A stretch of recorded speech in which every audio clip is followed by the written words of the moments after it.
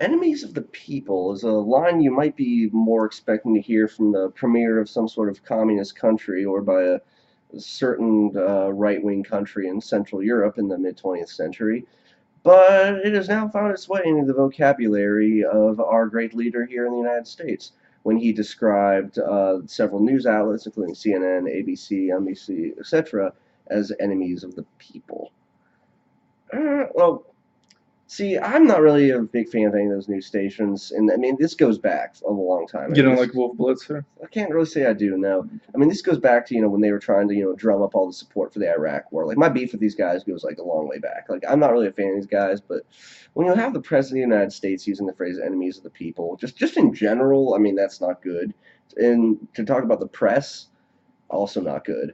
It's to me, it's like it's kind of a thing like with the deep state, where you're talking about like these two factions where I really don't like them, but it's I can't help but feel like his reasons for not liking them are not good reasons. And then we have this other incident that happened the other day where several several prominent media outlets, including the New York Times, CNN, and some other ones.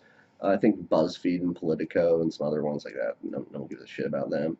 Were not admitted into this important press briefing, but like Breitbart, for example, and like the One America News Network, whoever the fuck they are, is what the fuck is that? I've never even heard of them.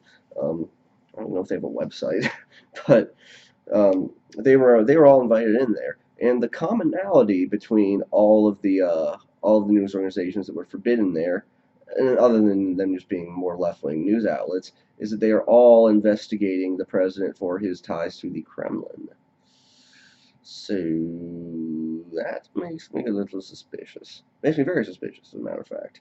Um, it's it's one thing for the president to not give interviews, and then people have done that before. Obama has like not given Fox interviews before. He's refused to call on their journalists. That's different. But to just, I mean, completely shut them out of the room. I mean, it's just really it's just kind of unprecedented. At first, I heard about like, oh, Obama did it too, and then I kind of looked into it, but he really didn't. He would kind of snub news outlets, but it's one thing to just kind of give them a snub. It's another thing to give them the boot and then call them enemies of the people. That's what really just disturbs me about this. Um, Well, so Donald Trump was the creature of the media. He mhm, really loved his relationships with the tabloids. Back in the 1990s in New York, and he would always drop stories about himself, kind of really, be the oddest kind of aspect of Donald Trump. That a news story, one of the strangest news stories about him that were neglected, was that when he was going through his divorce with, I think, Ivana Trump, the mother of Ivanka. mhm, You could have used your deductive reasoning on that one, yeah, but right, she, when they were going through divorce, it was all in the newspapers. And Donald Trump would tell journalists, he would say, "Hey, talk to talk to my agent about this. He has time." So they would get on the phone with this guy who would praise Donald Trump, mhm, you know, talk with him like for hours about Donald Trump and how good he's going to be to Ivana. But it was clear throughout the whole conversation that they were actually talking with Donald Trump. It was just really, him putting on a little voice.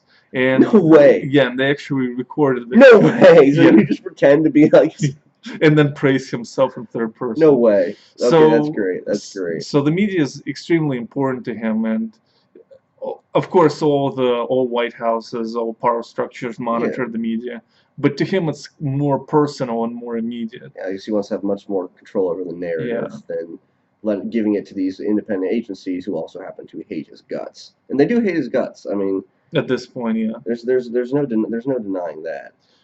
Well, and the whole kind of Trump movement is in many ways it's kind of a punk punk movement for old people, whereas the old punk movement was against everything old. It's like Mhm.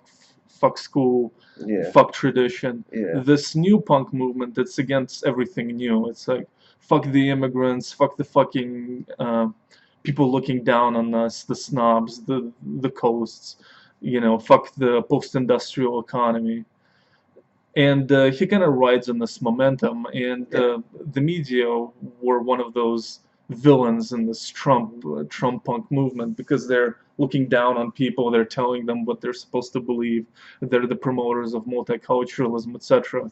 They're kind of, from their point of view, pushing a leftist agenda down their throats. Hmm. But at this point, when the punk movement has won, it begins to look, it kind of uh, like You're not, loses some of its luster. Like he's you're not still, really a punk anymore once you win, you know? yeah, yeah. I mean, like he's still kind of navigating, trying to navigate as if he's fighting the establishment, Yeah. even though he controls the White House and the Republicans control both houses of Congress and They'll elbow the Supreme Court yeah, soon too. yeah. So I mean, it's just kind of beating up on the media again. Might work for the base, but it's not going to add to his popularity Yeah, with the country as a whole. and frankly, I think that's just a little bit more disturbing that like the media is almost one of the last like independent parts of that establishment. And like I said, it's not something I like. I mean, I have no love for CNN. Like Anderson Cooper, Wolf Blitzer, meh, I mean, these were guys who, like I said, were played a critical role in lying the country into the war in Iraq. I'm not fond of these guys, but I can't help but feel that that is not the reason Trump doesn't like them. The reason he doesn't like them is because they are an obstacle to him. It's like when people talk about him going after like the regulatory state. It's like, yeah, but like if he's doing that because he has a worse agenda in mind, like it's actually gotten to the point now where I've started to think, maybe there is something out there that's worse than the establishment. I mean, it's not to say I support the establishment, but it's very hard for me to Well, it's the roar of the masses that's worse. The yeah, crazy roar.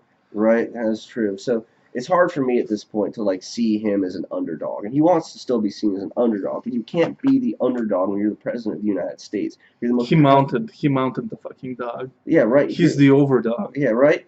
Like you can't be the underdog when you're the most powerful person on earth. Well, this is like a little bit somewhat of a separate tangent, but I'm so fucking tired of listening to conservative bitch about how the media is against them. They fucking have the Fox News, they have Fox News, Fox Business, they have the Wall Street Journal, they have all the fucking multitude of talk radio. They got Breitbart. Yeah, They got yeah, I mean on they the got internet. whoever this One America News Network Yeah, is. they got fucking One America. I've They never got heard they of got that. World Star Hip Hop. Yeah. So basically they have like sufficient fucking media. They have a media Goliath, not to bitch. I mean, I understand when Rush Limbaugh was coming up, when everybody called him a Nazi, but there was no Fox News, there was nothing. I mean, I guess there was a Wall Street Journal, but it's more of a country club. Oh, so nostalgic for the Yeah. days when people looked at Rush Limbaugh and thought he was a Nazi. How things change. But yeah, you're right though. I mean, it's not as if like Things have changed radically, and yet they themselves, Trump or no Trump, are still acting like the underdog when they do have this fucking media Goliath. They have like, there's just some creepy old guy who has 1 million followers probably within 3 miles of us, on the air right they now. got Forbes too. Yeah. I actually like Forbes though. Forbes is really good. Big recommend it. Yeah. So yeah, you are right though. I mean, they're not that big of the underdogs in this, especially now that they've won. It just seems like this is either him trying to go to his base, him trying to eliminate his. I mean, I think it's opposition. his just an instinctive reaction, and his base loves it.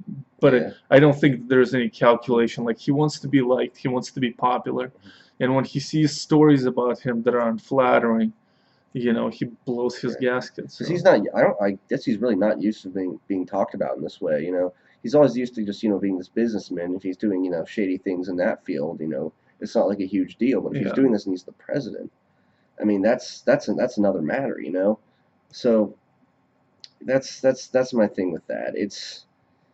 I sense a strong either a combination of his like inherent emotional fragility plus like kind of a bad agenda, and most certainly not him being like a stalwart crusader against media corruption, Mhm. because he is most certainly not. If he was that, he would not have had Steve Bannon in his fucking cabinet. No. Yeah. So Well, I mean, basically, people thought Hitler was a clown, and then he turned out to be Hitler. People thought Trump was a clown, and I still think he's a clown. He's just a clown who won. I mean, a number of Trumps he's not Hitler. Yeah. I mean, he got the Nazi vote, but he's not a Nazi. Feel Yeah. me?